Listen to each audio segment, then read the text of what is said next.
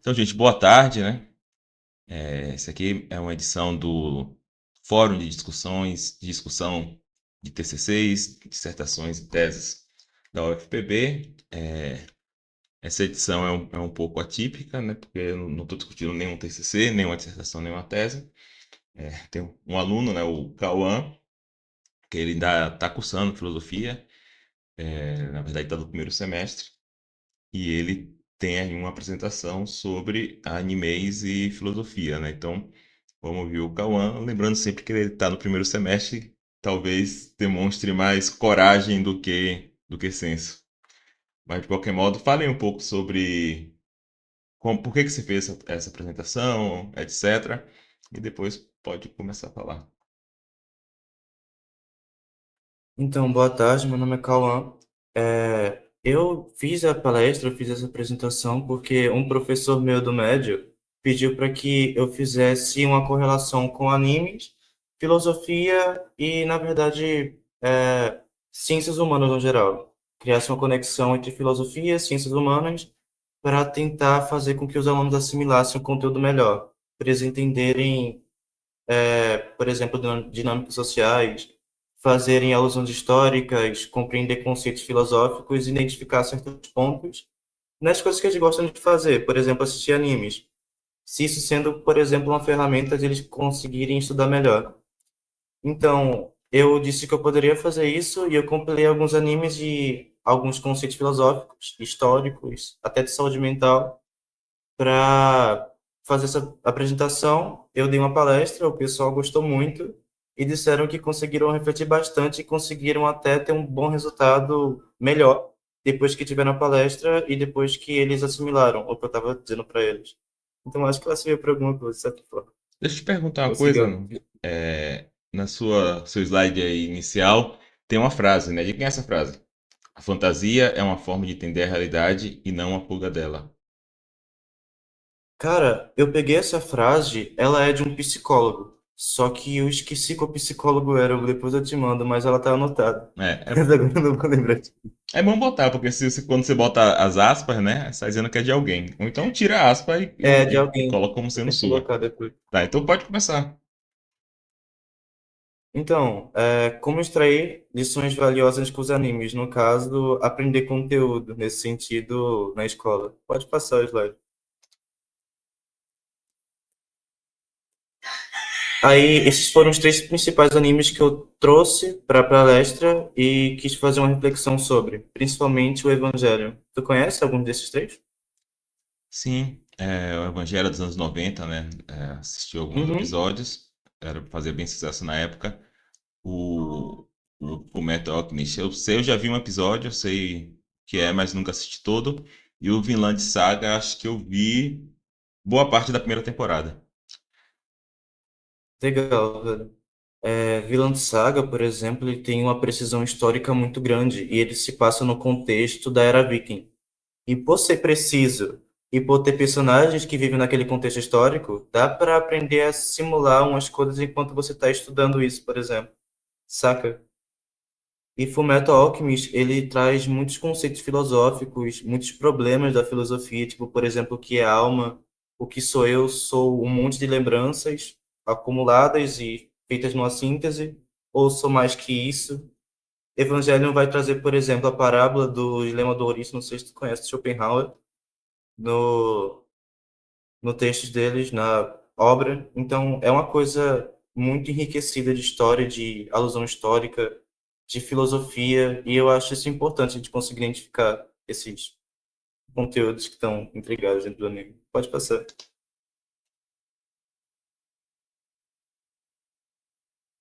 Então, como extrair lições valiosas com os animes? De novo, os três personagens principais, os personagens principais das três obras. O primeiro é o Toph, numa das cenas mais icônicas do mangá, que é quando ele jura pra si mesmo que ele quer ser uma pessoa melhor, no caso, uma pessoa mais gentil. E isso no contexto da Era Vikings, tipo, diz muita coisa, tá ligado? É uma construção do personagem. É interessante de se ver. A segunda foto é o Edward Elric, o protagonista de Fullmetal, no mangá também. E a terceira é os três protagonistas de Evangelho, que vão meio que se situar na trama e tal. os mais importantes. Pode passar.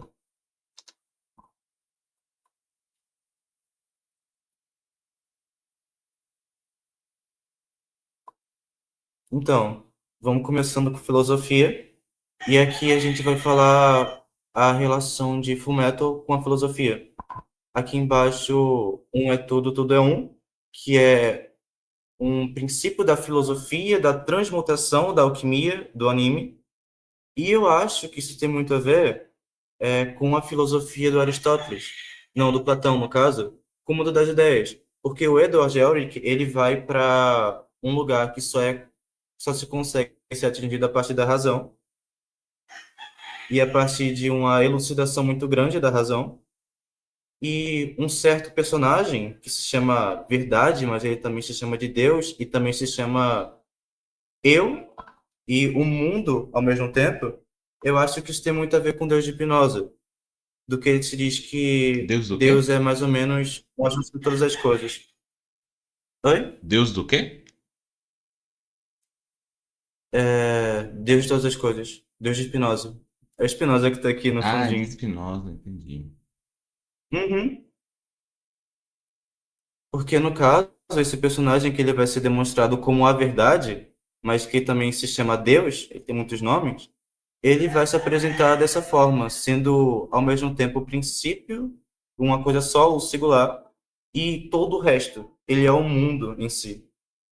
Todos os personagens eles vão ter um pouco de Deus dentro deles, porque todo mundo consegue acessar a verdade dentro de si, quando se consegue elucidar a razão de um certo nível muito alto, nesse caso fazendo uma transmutação humana. E é possível conhecer a verdade nesse sentido, que também faz parte de você, faz parte do mundo inteiro, e que eu acho que tem muito a ver com a teoria de Spinoza, do Deus Spinoza. Por Pode quê? passar. Por que que você acha que tem a ver?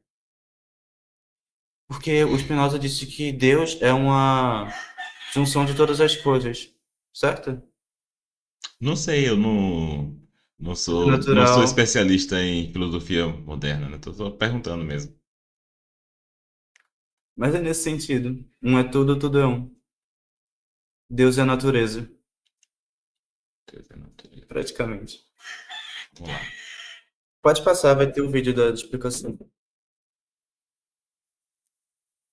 Consegue ter o áudio? ある。Uhum. あれ俺何してたんだっけよう誰おお、いいぞ聞いてくれました。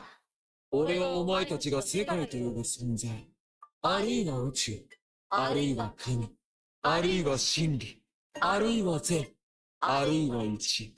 そして俺はお前だ。ようこそ、身の程知らずのバカ野郎。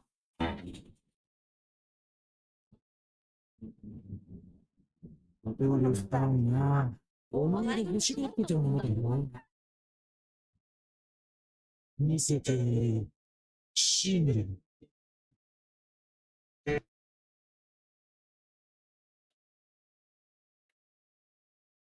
Pode falar. Pronto.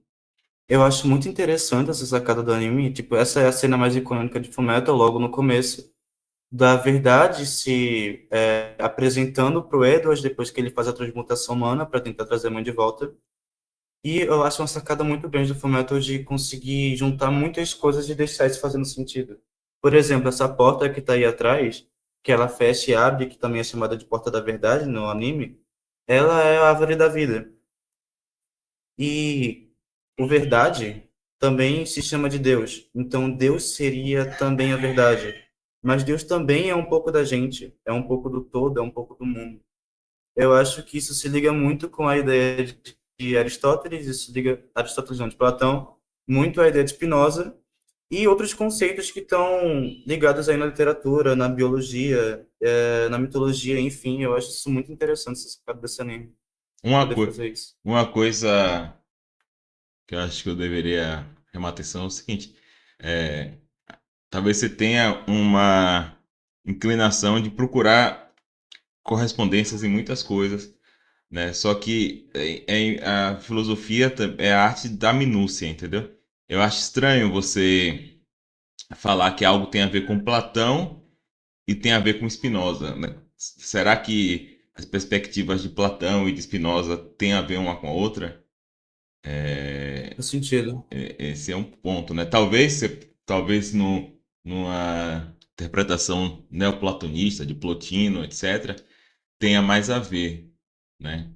Aí, assim, como eu falei, né? Você está no primeiro semestre, né? Talvez seja algo É, para o para eu decorrer da conseguir estudar faculdade mais um pouco depois. tentar ver mais especificamente as posições, né? É, tô tendo que melhorar umas coisas aí, me elucidar mais um pouco. Mas pode passar o slide. Então, filosofia. Agora falando um pouco de Evangelho, aquele anime que a gente tinha apresentado no começo. E eu coloquei dois ouriços aí e Schopenhauer. No caso da palestra, eu pedi para o pessoal me dizer o que ouriço, um filósofo e um anime teriam em comum nesse sentido. Aí uma pessoa conseguiu me responder e foi uma pessoa que tinha assistido Evangelho e se lembrava da cena que o Dilema do Ouriço tinha sido apresentado. Então, o Dilema do Ouriço, ele é apresentado de forma direta numa parábola de Schopenhauer e ele também é usado para a construção do anime. Nesse caso, essa frase aqui que eu coloquei aqui embaixo é do próprio anime. A barreira que está nos nossos corações, o terror absoluto, ou no caso, o campo AT, que seria um campo de proteção, de força, que separa os indivíduos de si mesmos e faz com que eles sejam indivíduos, e não uma coisa só. Eles usam o dilema do ouriço, de Schopenhauer, para fazer essa narrativa, para construir isso. Isso é basicamente muito interessante. Você pode explicar o que seria o dilema do ouriço? Posso. Então, é uma parábola de Schopenhauer. Ele estava querendo descrever um pouco melhor as relações humanas e ele usa a metáfora de um ouriço no inverno. No caso, esses dois aí, um que está usando um escudo, outro que tá usando um escudo e um espeto, mas ao mesmo tempo eles precisam um do outro. Assim, pense em dois ouriços no inverno, numa floresta, e eles são mamíferos, certo? Eles precisam se aquecer para não morrerem de frio. Só que os ouriços, eles têm espinhos. Então, se eles tentam chegar um perto do outro para se aquecer no inverno, porque está muito frio, eles podem começar a se espetar com o espinho dos outros. Isso pode machucar mais do que a dor do frio, o que faz eles se afastarem por conta da dor. Mas se eles ficarem afastados, eles vão ficar com frio. Mas se eles se aproximarem muito, eles vão se espetar com os espinhos. Entende? Então, o Schopenhauer diz que nas relações humanas é do mesmo jeito. A gente não pode nem ficar muito longe e ficar sem ninguém, ser uma pessoa isolada, porque isso não faz bem para a biologia da gente. E nem ficar tão perto dos outros, porque senão a gente vai começar a se machucar com nossas próprias questões e com um pouco do outro, saca? É aquela coisa também que o Pequeno Príncipe fala de se deixar cativar é também deixar possível que você se machuque, que você chore depois. Ele, o Pequeno Príncipe, eu achei isso interessante. Então, o ideal seria não ficar nem tão longe, para não ficar com frio, nem tão perto, para não se machucar com os espinhos. Certo. E aí no anime, isso acontece como? O Dilema do Ouriço, ele é apresentado para tentar falar sobre o Shinji, porque ele é tão distante das pessoas. Isso seria provavelmente porque ele tem medo de se machucar, mas ao mesmo tempo ele também quer se aproximar das pessoas, ele quer ter esse ciclo de amizades. Ele quer, por exemplo, conversar com o pai dele, que ele tem um problema no anime. E isso mais na parte social, mais na parte humana mesmo. Mas na parte mais fantasiosa do anime, eles usam essa teoria, essa parábola de Schopenhauer, para fazer campos de força literalmente que existem mesmo, uma coisa mais concreta. Que os anjos, que são os inimigos do anime, usam para se proteger. E no caso, se separar do mundo. Então, nesse caso aí, o Schopenhauer é citado no anime? Ele é citado no anime. Ah, tá. No vídeo que tem a seguir, ele até evidentemente explicado a parábola de Schopenhauer citada. Pode passar. Um ouriço queria ser amigo de outro ouriço, mas quanto mais próximos ficavam, mais eles se feriam com seus próprios espinhos. É a mesma coisa que se passa com os humanos. O Shinji deve ter medo de se ferir, e acabou instintivamente se tornando um medroso. Enfim, ele vai acabar tendo que aprender que ser adulto significa se aproximar e se distanciar das pessoas até descobrir uma distância onde dá pra evitar que ambos se machuquem muito.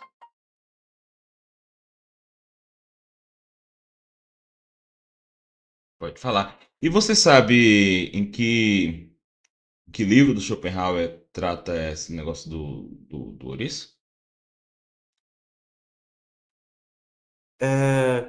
Pô, agora eu não lembro. Quantos livros ele tem?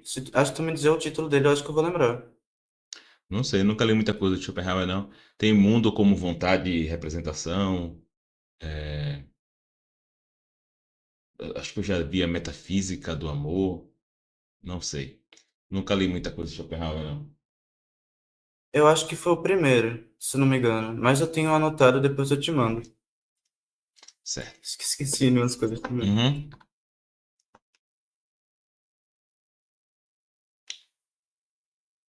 Pode passar? Pode passar.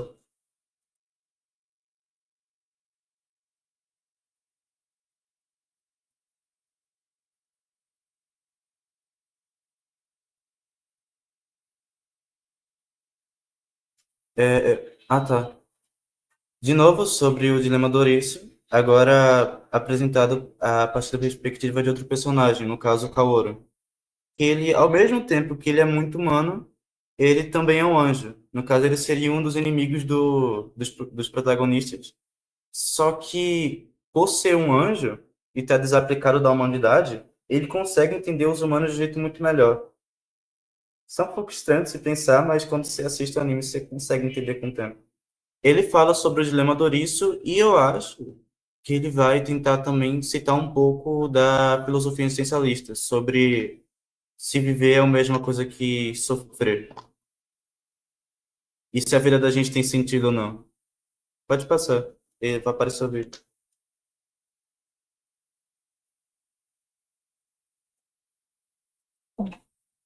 Você faz de tudo para evitar contato. Tá com medo de se conectar com outras pessoas? Se não se aproximar de ninguém, nunca vai ser traído e nunca vão te ferir. Mas também nunca vai conseguir se esquecer da sua solidão. Os humanos nunca conseguem se livrar da solidão porque ser humano significa ser sozinho. Mas os humanos conseguem seguir a vida porque são capazes de esquecer isso de vez em quando. No- Os humanos constantemente sentem uma grande dor em seus corações. Como o coração é sensível à dor, os humanos acham que viver é o mesmo que sofrer. Você é tão delicado como o vidro, especialmente seu coração. Meu coração? É, eu tenho muita empatia por você. Empatia significa que eu te amo. Aí no caso também é o Evangelho, né? Sim, esse Evangelho também. Aí também dá para perceber, também a partir desse vídeo do outro, que o anime tem uma pegada bem psicológica também, né? Uhum. Pode passar? Então, Ah, esse também foi o sentido. Pode passar. Pode passar de novo. A primeira parte é quando ele fala do Dilema do Ouriço e a outra parte é quando ele fala sobre essencialismo. Então, essa foi uma dinâmica que eu peguei com o pessoal da palestra, se eles sabiam qual personagem era esse. Por acaso, você sabe? não sei não, parece algo do Vinland, né? Pela... Ele é do Vinland Saga. Mas eu não lembro quem é o personagem. Assim, pela roupa dele. Você consegue descobrir quem ele é, qual a posição dele e qual o papel dele no caso. Papai Noel? Eu não sei, não sei. Como eu falei, eu só vi metade da temporada e tal. Pelo que eu entendi, Dá outro chute. a tal da Vinland, né? Seria no Canadá, talvez. Mas É no Canadá. não sei. Pode dizer. Pode passar, no caso. Também tem um slide explicando quem é. Canute. ele é o Canute. Ele é um príncipe. No anime ele ainda é um príncipe, mas ele é um personagem que existiu de verdade, o Canuto II da Dinamarca. O pai dele também aparece no anime. Hum. Para falar sobre um pouco da precisão histórica que o anime tem. Assim, não é 100% preciso, mas ele é interessante para aprender um pouco. Pode passar. Aí no caso que eu queria fazer era pela roupa dele, pela roupa vermelha e aqueles pompons, tentar entender a da realeza. Então, Vinland Saga e um pouco de estoicismo, saca? Eu acho que Vinland Saga vai trazer umas questões filosóficas muito importantes para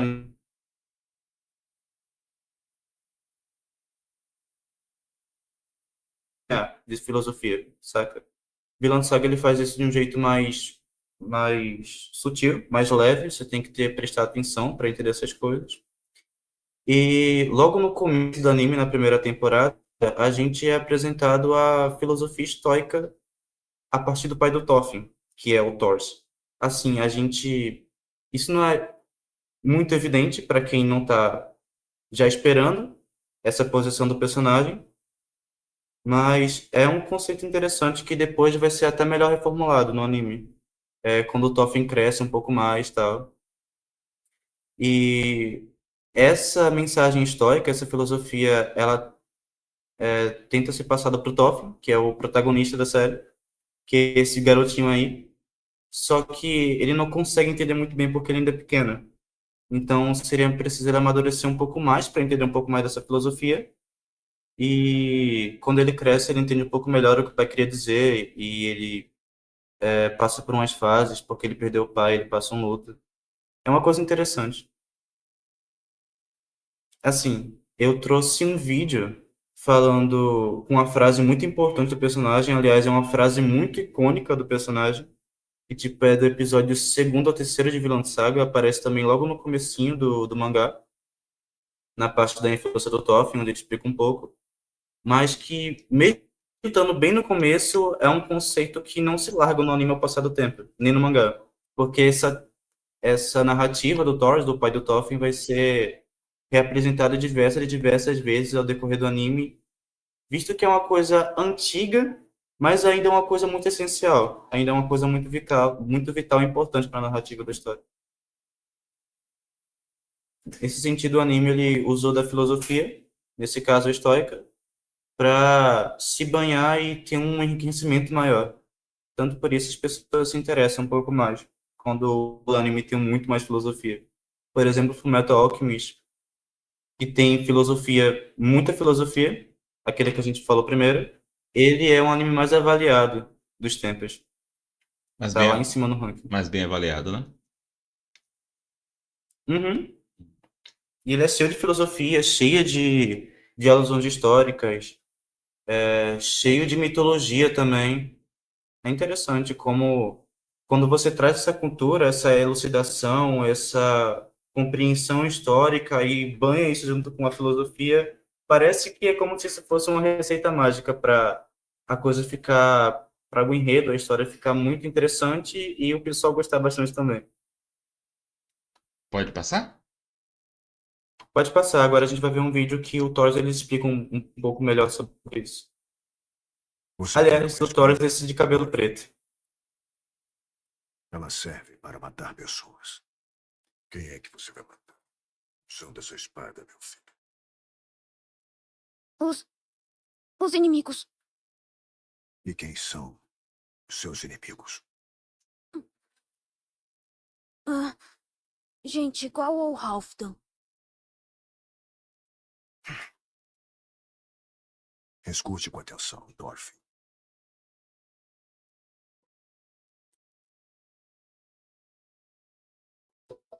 Você não tem inimigos. Ninguém tem. Nenhum inimigo.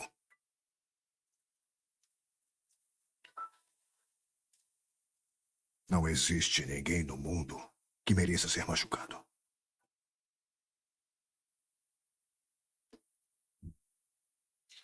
Certo. Aí eu queria te perguntar o seguinte, e qual foi a relação que você fez com o estoicismo?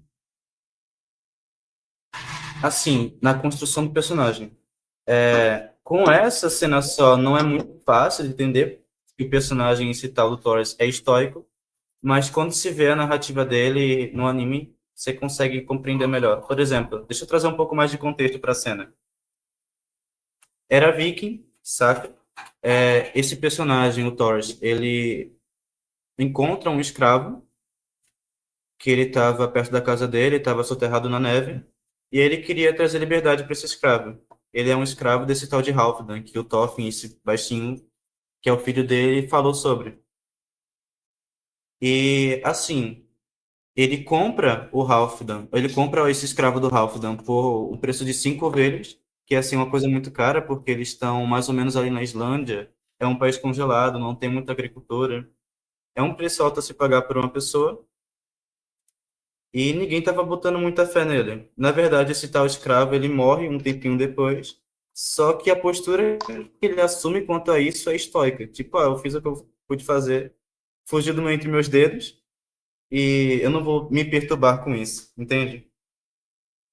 Entendi. Também tem outra cena do Thor que ele é convocado para a guerra, ele tenta...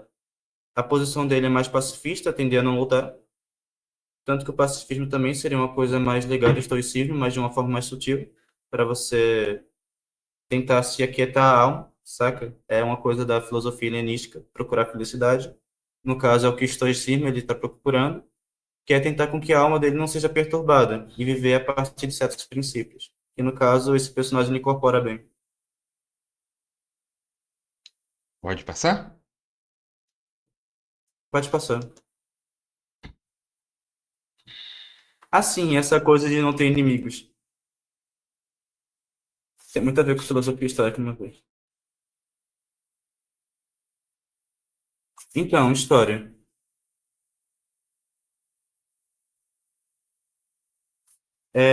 Como eu tinha falado antes, os animes eles também se enriquecem bastante de alusões históricas, ou de períodos históricos citados de forma direta, saca? Isso ajuda a enriquecer o anime muito bem. Por exemplo, o Vinland Saga, como a gente está falando, ele é muito preciso historicamente, é uma coisa muito bem avaliada por historiadores. E a gente vai ter o Fullmetal Alchemist também como um anime que ele se situa muito bem historicamente. A gente percebe que o contexto do anime do Fullmetal Alchemist é um estado militar, é uma alusão histórica ao nazismo, ao fascismo. A gente vai ter a presença do Führer, a gente vai ter no anime mais novo, que é o Brotherhood, a gente vai ter uma alusão à Primeira Guerra Mundial, como aconteceu, por que aconteceu, um pouco de imperialismo também, mas de uma forma bem sutil. E na versão mais clássica do anime, a gente vai ter, de uma forma muito escancarada em um dos filmes, a presença do Estado nazista, Então, sendo vivenciado pelo personagem Edward Elric. então, no caso, seria a Segunda Guerra, não a primeira. Sim. No primeiro anime, no mais clássico, seria a Segunda Guerra. E no segundo, eles abordam muito mais a primeira do que a segunda. Aí é anterior no tempo. No mais novo. É. Uhum. Tá. Aí, no caso, até uma coisa que eu falei para o pessoal da palestra, que são alunos que estavam estudando o tema também, é quando você vê que o anime ou a obra ela é enriquecida filosoficamente, ela é enriquecida de história, é importante você prestar bastante atenção. Por exemplo, eu também estava estudando, na época eu estava no ensino médio, eu estava estudando Segunda Guerra para passar no Enem. Eu vi Fullmetal, eu percebi que estava se tratando ali do Estado nazista e eu prestei atenção no discurso dos personagens que estavam falando. E os personagens que estavam falando, que estavam ao redor do Edward, que são alemães nazistas, dizendo que a gente está perdendo os nossos empregos por conta dos judeus, é culpa dos judeus, a Alemanha vai se reerguer. Uma coisa que é muito parte do discurso nazista é que quando você lê uma obra a partir disso, acerca disso, ou assiste alguma coisa acerca disso, teus neurônios espelhos vão te ligar ao acontecimento como se você estivesse vivenciando ele. Isso é importante para você conseguir compreender e assimilar o conteúdo melhor. Entende? Pode Pode. passar. Ishbal era uma região árida. Lá só tinha rochas e areia. Por ser assim, Não é de se espantar que tenha nascido uma religião com mandamentos tão rígidos e pessoas tão fortes lá. Mas o fato de ter sido anexada à mestriz causou insatisfação a algumas pessoas. Até que...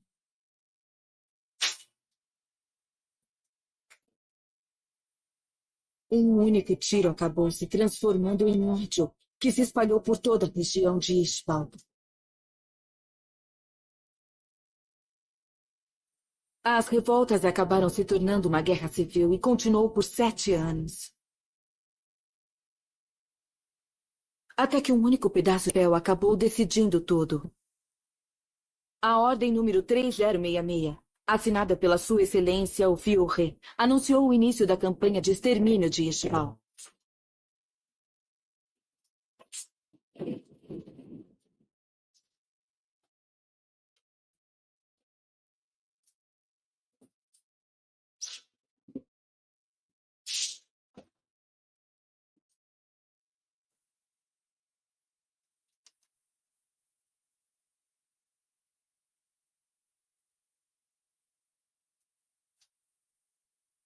Então, dá pra perceber que o anime ele pega o contexto histórico, ele desconstrói e reconstrói de volta, e a partir disso ele faz uma alusão.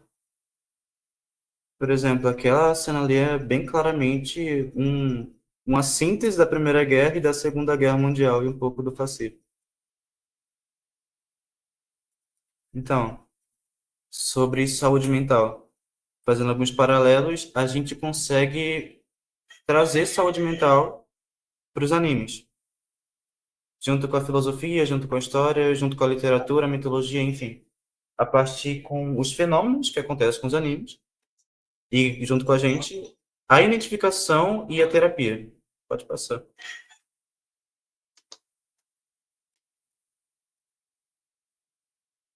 Então, tem uma citação de um psicólogo, esqueci também qual era, eu vou te mandar tudo isso que eu estou falando depois para o senhor, essas citações que eu estou falando, que só é possível se entender a partir do reflexo do outro.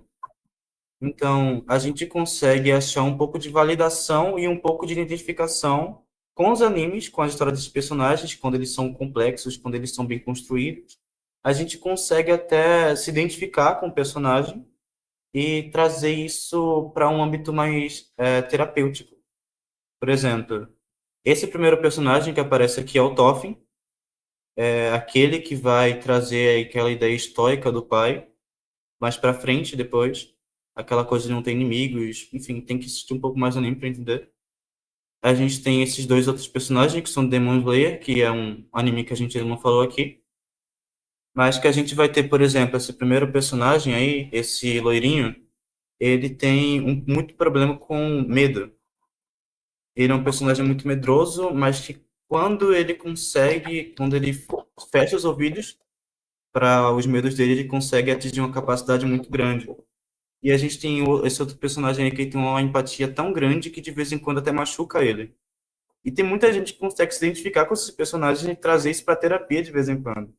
Esse terceiro é o Miyamoto Musashi, do mangá Vagabond, que é uma narrativa a partir da história do grande espadachim do Miyamoto Musashi, que realmente existiu.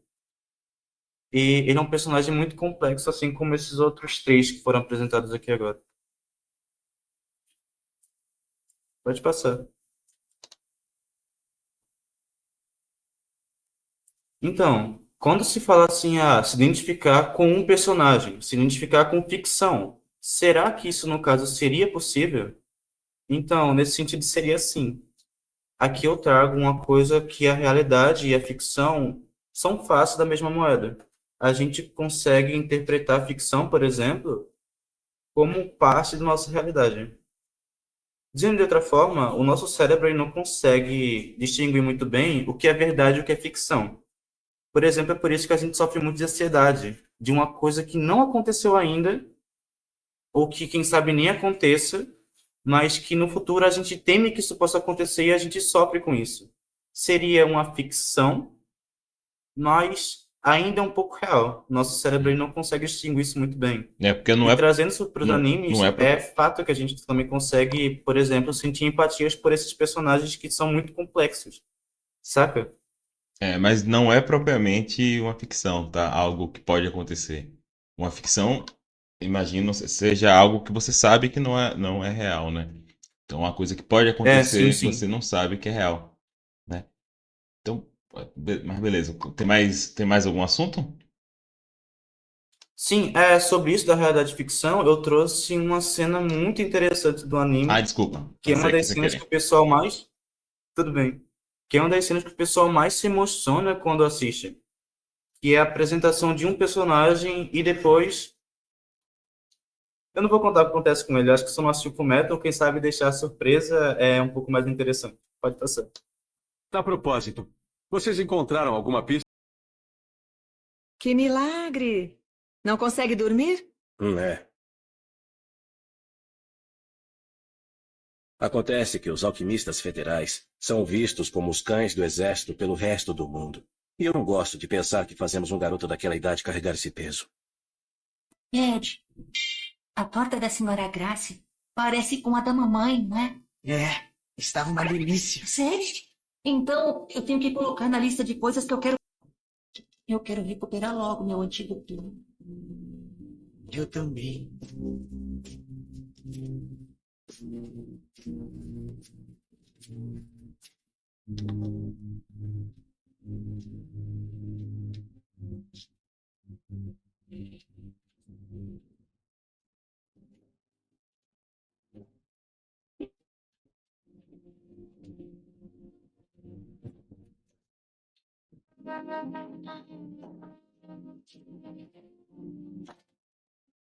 Mamãe, por que é que eles estão enterrando o papai? Elisa, minha filha. Se eles fizerem isso, o papai não vai mais poder trabalhar. Oh, filha. O papai disse que ainda tem muito trabalho. Meu Deus. Não enterrem o papai.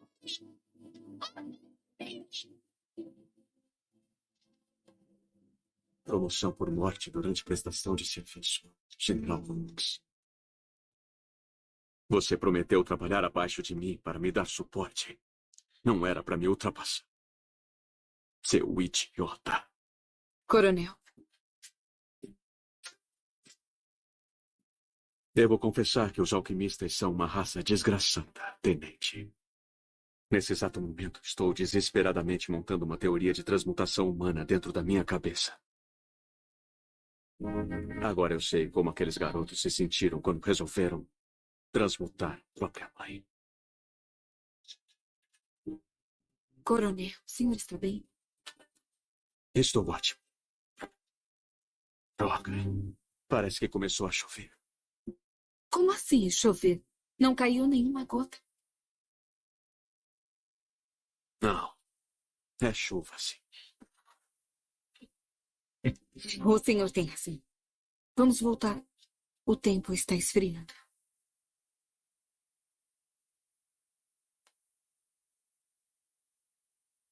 Então, acabou o vídeo?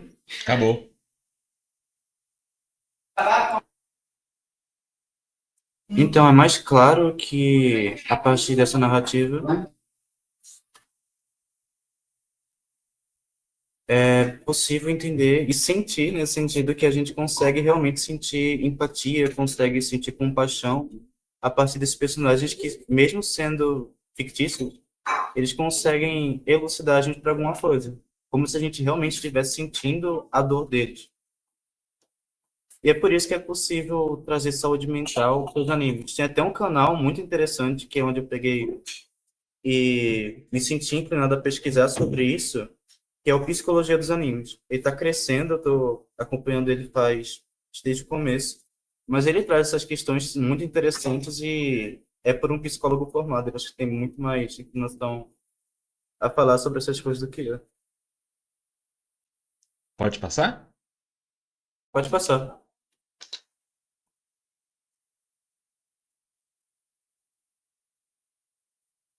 Então, aquela coisa de a gente conseguir se validar a partir desses personagens e se identificar com esses personagens, às vezes pode dizer uma coisa muito importante a partir da gente, ou pra gente, no caso. Porque muitas vezes os personagens eles não estão lá no seu melhor momento da saúde psíquica deles, saúde mental. E se identificar com esses personagens pode dizer uma coisa muito importante pra gente que talvez a gente também não esteja lá muito legal. Esse primeiro personagem, esse personagem que está aparecendo aí, é o Thorfinn, aquele que a gente tinha mencionado antes, e ele tá de um luto muito grande. Ele tá sofrendo muito pela perda do pai, ele tá nutrindo um sentimento de ódio, um sentimento de vingança que vai desgastar ele ao longo do tempo. Depois, na segunda temporada, ele vai mostrar sinais, sintomas de que ele tem transtorno de estresse pós-traumático. E se identificar com esses personagens que não estão com a saúde mental lá em dia, lá muito boa, pode ser uma coisa muito interessante a partir da gente, nesse sentido. Consegue entender? Acho que a gente tem que tomar cuidado a falar coisas sobre saúde mental, né? Porque imagino que seja o equivalente à saúde corporal, né? Então, assim, eu como não sou um psicólogo, não sou um médico, eu prefiro não ter opiniões sobre o que ajuda na saúde mental ou não. Faz sentido. Pode passar.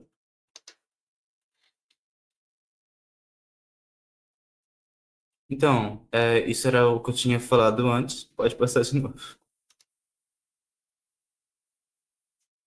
E aqui a gente pode ter uma reflexão do episódio final de Evangelho, aquele que a gente tinha falado lá no começo sobre o dilema do ouriço, e que ele vai usar um pouco até da psicanálise para compreender um pouco melhor os personagens. É um episódio longo, tipo uns 6 minutos.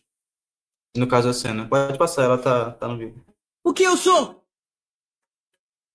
Espera. O que é isso? Esse sou eu. Essa é a forma que faz com que os outros me reconheçam como eu mesmo. É o símbolo de mim mesmo. Esse e esse também. São representações. Tudo é mera descrição, não o meu eu verdadeiro. Tudo é simplesmente uma figura, uma forma, um identificador para deixar que os outros me reconheçam como eu mesmo. Então, o que eu sou? Isso sou eu? O meu verdadeiro eu? Meu eu falso? O que eu sou? Você é você. Existe uma pequena diferença entre como você interpreta a si mesmo e como os outros interpretam você. Certo. Minhas roupas, meus tênis, meu quarto. São partes que compõem o meu eu. Essas coisas estão conectadas através da sua percepção. Então, o que eu acho que eu sou eu. O que eu reconheço como mim mesmo, sou eu mesmo. Eu sou nem mais nem menos a soma da consciência de mim mesmo. Mas eu não entendo a mim mesmo. Onde eu estou? O que eu sou? O que eu sou? Existe uma barreira para selar seu mundo. Ninguém me entende! Qual é? Você é idiota? É claro que ninguém te entende. Ninguém nunca consegue te entender. O único que pode tomar conta de você e entendê-lo é você mesmo. Portanto, você deve se cuidar. Mas eu ainda não entendo a mim mesmo. Eu nem mesmo sei o que é que faz de mim eu mesmo. Como é que eu posso amar a mim mesmo? Tem medo. Você continua instável. Isso é o seu eu presente. E as pessoas em volta do seu eu presente. E o meio ambiente que circunda seu eu presente. Nenhum desses elementos da realidade duram para sempre. O tempo continua a fluir e o tempo traz mudanças. Seu mundo é um estado de mudança constante. Você é capaz de mudar cada vez que sua mente percebe essas mudanças. O que é isso? Um mundo de nada? Um mundo sem ninguém nele? Esse é o mundo da liberdade perfeita. Liberdade? Liberdade perfeita. Um mundo no qual você não tem restrições. Isso é a liberdade verdadeira? É. Isso é sim. No entanto, esse mundo não tem nada nele. A menos que eu faça alguma coisa. Isso mesmo. A menos que faça ou pense em alguma coisa. Mas eu não sei o que fazer nem o que pensar. Ele está confuso. Ele não tem um autorretrato para orientar a si mesmo. Aqui não tem nada sólido. É um mundo onde não existem obstáculos nem nada. Esse é um mundo onde você pode fazer o que quiser. Ainda assim, você tá com medo, não é? Você não sabe o que deseja fazer? O que eu devo fazer? Eu vou lhe dar uma limitação. Pronto, agora você tem em cima e embaixo. Mas você perdeu um grau da sua liberdade. Agora você não pode mais voar. Tem que ficar de pé sobre a terra. Mas agora você sente mais facilidade, não é? Porque você tem menos coisa para preocupar sua mente. E agora? Você pode andar. Isso está acontecendo porque você desejou. Isso foi desejo meu? Esse mundo com o chão é a única coisa à sua volta. Mas agora você pode se mover para onde quiser dentro dele. Você podia até virar o mundo de cabeça para baixo se você quisesse. E a sua perspectiva de qualquer mundo está mudando constantemente. Ele muda com a passagem do tempo. Você também pode mudar a si mesmo. Porque o que forma a sua figura é sua mente e sua interação com o mundo que o circunda. Você pode fazer o que quiser aqui porque esse é o seu mundo. Essa é a forma da sua realidade. O que é realidade? O que é isso? Um espaço vazio? Um mundo vazio? Um mundo onde não existe nada a não ser eu? Mas só comigo eu não tenho nada com o que interagir. É como se eu estivesse aqui, mas não completamente. É como se eu lentamente estivesse sumindo da existência. Por quê? Porque só você está aqui. Só eu mesmo? Sem outros com quem interagir, você não pode reconhecer sua própria imagem. Minha própria imagem? A imagem de mim mesmo? Isso mesmo. Ao observar os outros, pode descobrir e reconhecer a si mesmo. A imagem de si mesmo está restrita por ter que observar as barreiras entre você e os outros. Ainda assim, você não pode ver a si mesmo sem a presença de outros. Porque existem outros, eu posso perceber a mim mesmo como indivíduo. Se eu estiver sozinho, então eu serei o mesmo sem o outro. Pois se este mundo é só meu, então não existe diferença entre mim e o nada. Reconhecendo as diferenças entre você e os outros, estabelece sua identidade como você mesmo. A primeira outra pessoa é a sua mãe. Sua mãe é uma individualidade diferente. Certo, eu sou eu e ela é ela, mas tem certeza que a percepção dos outros forma o meu verdadeiro eu? É verdade, Shinji e Kari. Dando tanto tempo pra perceber isso, que idiota! Entendi. Então essa é outra possibilidade, outra realidade. Esse é o meu eu atual da mesma forma, não o meu eu verdadeiro. Eu posso ser do jeito que eu quiser. Se você levar isso em consideração, então quem sabe esse mundo não seja tão ruim. Ainda assim, a realidade em si pode não ser ruim. Mas eu ainda podia odiar a mim mesmo. Mas é a sua mente que pega a realidade e separa o que é ruim e odioso. Só a mente é que separa a realidade da verdade. De qualquer nova posição de onde você vir sua realidade, isso mudará a percepção de sua natureza. É tudo uma questão de perspectiva. Existem tantas verdades quanto existem pessoas. Mas existe apenas uma verdade que é a tua verdade. É aquela formada de todos os pontos de vista, de onde você escolher para vê-la. É uma percepção revisada que te protege. É verdade. E alguém pode ter uma perspectiva que é pequena demais. No entanto, uma pessoa pode só ver as coisas pela perspectiva que ela escolhe para vê-las. Alguém pode aprender a julgar as coisas através das verdades que ela recebe dos outros. Dias ensolarados fazem você se sentir bem. Dias chuvosos fazem você se sentir triste. Se te disserem que é assim, então é isso que você acredita que seja. Mas você também pode se divertir num dia de chuva. Sua verdade pode ser mudada simplesmente pela forma como você a aceita. Assim é a fragilidade da verdade para os humanos. A verdade de uma pessoa é tão simples que muitos a ignoram para se concentrar no que eles pensam serem verdades mais profundas. Você, por exemplo, está desacostumado ao que é ser apreciado pelos outros. Nunca aprendeu a lidar com o medo que tem do que os outros possam sentir sobre você, então você evita isso. Mas os outros não me odeiam? Qual é? Você é idiota? Não percebe que tudo isso tá só na sua imaginação, seu babaca? Mas eu odeio a mim mesmo. Alguém que odeia a si mesmo não consegue amar. Não pode depositar sua confiança nos outros. Eu sou um covarde. Sou um covarde, sorrateiro e fraco. Não é, só se pensar que é. Mas se você se conhecer, você poderá cuidar de si mesmo. Eu odeio a mim mesmo, mas talvez eu possa amar a mim mesmo. E talvez a minha vida possa ter um valor muito maior. É isso. Eu sou nada mais, nada menos que eu mesmo. Eu sou eu. E eu quero ser eu mesmo. Eu quero continuar existindo neste mundo. Eu mereço viver neste lugar.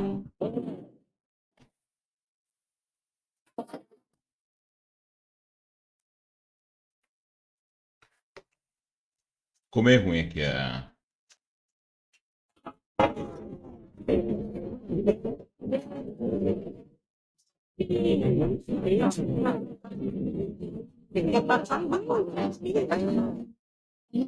Meus parabéns. Meus parabéns. Meus parabéns. Meus parabéns. Meus parabéns. Meus parabéns. Meus parabéns. Meus parabéns. Meus parabéns. Meus parabéns. Meus parabéns. Meus parabéns. Meus parabéns. Obrigado, pessoal. Obrigado por meu pai. Digam adeus à minha mãe e a todas as crianças. Fim. Certo, aí você julgou que tinha o que tinha a ver com filosofia em que sentido? Tinha a ver mais com psicologia no sentido. Porque parece muito que o Shinji tá sofrendo ali com os traumas deles, ele vai buscar tentar se resolver com as resoluções na psicanálise ou uma coisa parecida. Assim, tem um psicólogo, o nome dele é Rafael Bezerra, ele tem um canal no YouTube, é esse do Psicologia dos Animes, e ele faz essa investigação desse episódio, e ele faz também uma investigação dos personagens, tem esses outros dois personagens aí, eles também participam desse processo, e ele descobre que provavelmente o Shinji ele sofre de depressão, provavelmente a Asuka ela vai apresentar ali uns sintomas de borderline. Ele faz uns comentários também a partir dessa outra personagem, que tem um cabelo azul. Sim, o Evangelho, esse anime, ele tem uma pegada psicológica muito, muito forte. Filosófica também. Pode passar? Pode passar. Aprender uma lição sem dor não tem significado. Isso porque as pessoas não conseguem obter nada sem sacrificar alguma coisa. Mas, quando elas superam as dificuldades e conseguem o que querem, as pessoas conquistam um coração forte que não perde pra nada. É um coração forte como um aço. Então, Toca Shibuaki no anime? não. No caso, foi a edit que eu coloquei, que eu botei o Chico Buarque, achei interessante. Então, nesse sentido, sobre as resoluções, foi até uma coisa que eu gostei bastante na palestra, que assim como os personagens passaram por esse processo de resolução também seria a gente, também deveria passar, saca? Principalmente a gente que também sente identificação por esses personagens que estão sofrendo um tipo de dor psíquica, ou a gente que está passando por algum processo difícil na vida da gente, eu ensinei o pessoal a buscar por terapia, fazer resoluções nesse sentido. Pode passar? Pode passar. Então, é basicamente isso. Tá, deixa. Um pouco longo, eu comentei sobre muita coisa. Exato, esse eu acho que é um ponto talvez mais importante. Na sua fala, você falou de muitas coisas muito diferentes, né? Eu acho que você tem uma inclinação a fazer muitas conexões, o que não é necessariamente ruim, tá? Mas eu acho que seu desafio na filosofia vai ser escolher um ponto, sabe? Então, por exemplo, tem vários pontos ali que são. Tem alguns pontos que você falou que são interessantes. Por exemplo, a questão lá da ficção, né? De como como pode ser possível você ter emoções, né, em relação à ficção, né? Esse de fato é um ponto que é estudado, né? Até mostrei para vocês na aula, né? O livro lá que eu organizei. Tem um capítulo sobre imaginação, um dos verbetes é a imaginação, e tem uma parte toda sobre esse ponto, né? Então, é um ponto que pode ser estudado. Agora, eu acho que o desafio para você é, em vez de falar de, sei lá, 15 coisas, fazer uma palestra desse mesmo tamanho ou menor, não é necessário, a questão não é o tamanho, mas tocando em um ponto, sabe? Acho que uma coisa que você vai ver na faculdade de filosofia é que os filósofos, principalmente no século XX, tendem a ser minuciosos, tendem a falar mais sobre menos coisas, né? Muitas vezes você vai fazer um artigo todo, às vezes um livro todo, sobre uma questão que a princípio é muito pequena, sabe? Então, eu acho que seu desafio é manter um pouco da exploratividade, né? Isso não é ruim, só é ruim se ela não for domada, entendeu? manter essa inclinação de explorar bastante, mas tentar somar isso a mais um tipo de minúcia, um tipo de rigor, entendeu? Então, por exemplo, falando de rigor, algumas vezes, por exemplo, você colocou aquelas frases, né? Só que, por exemplo, você não sabia nem de quem era, em que contexto tá falando aquilo, né? Então, se não fica sendo só uma frase, tô falando coisas aqui, fica como se a gente estivesse fazendo um tipo de. Como se o apelo da fala fosse um apelo literário, em algum sentido, sabe? O apelo literário é ficar interessante, né? A gente quer que nossas falas sejam interessantes. Mas no caso da filosofia, tem uma questão também que não é só de ficar interessante, é uma questão de ficar correto, sabe? Então, a filosofia, a filosofia tende a tomar as coisas, os filósofos tendem a tomar as coisas de maneira mais literal, certo? Então, por exemplo, vamos dizer que se eu quisesse fazer uma apresentação sobre aquele personagem do Vinland Saga e relacionar ele com o estoicismo. Então, seria uma questão que comportamento, que fala desse personagem especificamente está relacionada com qual tese especificamente do estoicismo, entendeu? Então, acho que seu desafio é tratar dessas questões de maneira mais pontual e mais rigorosa. Mas, de qualquer forma, pelo menos aí, como você fez um grande panorama, né, de temas que te interessaram. Pelo menos o primeiro passo para tentar perseguir um ou outro, né? Como, por exemplo, o exemplo que eu dei da questão da emoção em relação à ficção. É um tema filosófico, é um tema que você dá para fazer um TCC, por exemplo, que seria até um TCC inventivo e fugindo um tema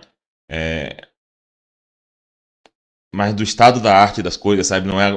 Que não seria, por exemplo, um TCC mais do mesmo sobre, sei lá, segunda meditação de Descartes. Então seria um tema, é um tema interessante. Como outros, tá? Que você citou. Tô lembrando desse aí porque esse eu achei bastante interessante. Mas assim, então você já tem aí um mapa dos seus interesses. É uma questão perseguir e aí procurar mais rigor nas associações, tá? Procurar mais literalidade, sabe? Às vezes as pessoas brincam que fazer filosofia é fazer a brincadeira de tomar tudo da maneira mais literal possível. E os filósofos às vezes agem assim. Vou tentar não usar nenhuma metáfora e entender tudo que o outro falou da maneira mais literal possível. Sabe? Então tentar fazer as conexões de maneira mais direta e focar mais um ponto. Mas de qualquer forma, como eu falei, parabéns pela iniciativa, pelo interesse e pela iniciativa. Tenho para dizer que é um caminho longo, né? Você está começando, então não deve se assustar, muito pelo contrário, tentar seguir aí. E a tendência é ficar cada vez mais melhor, né? Se fosse para ficar pior, então era melhor nem fazer, né? Então, de qualquer forma, é isso. Então, obrigado pela apresentação. Vou talvez até assista o Evangelho de novo, porque eu não vejo desde que eu era adolescente. Então, obrigado, viu? Eu que agradeço, porque isso também vai me ajudar muito a me desenvolver melhor também. Obrigado, eu que agradeço. Tchau.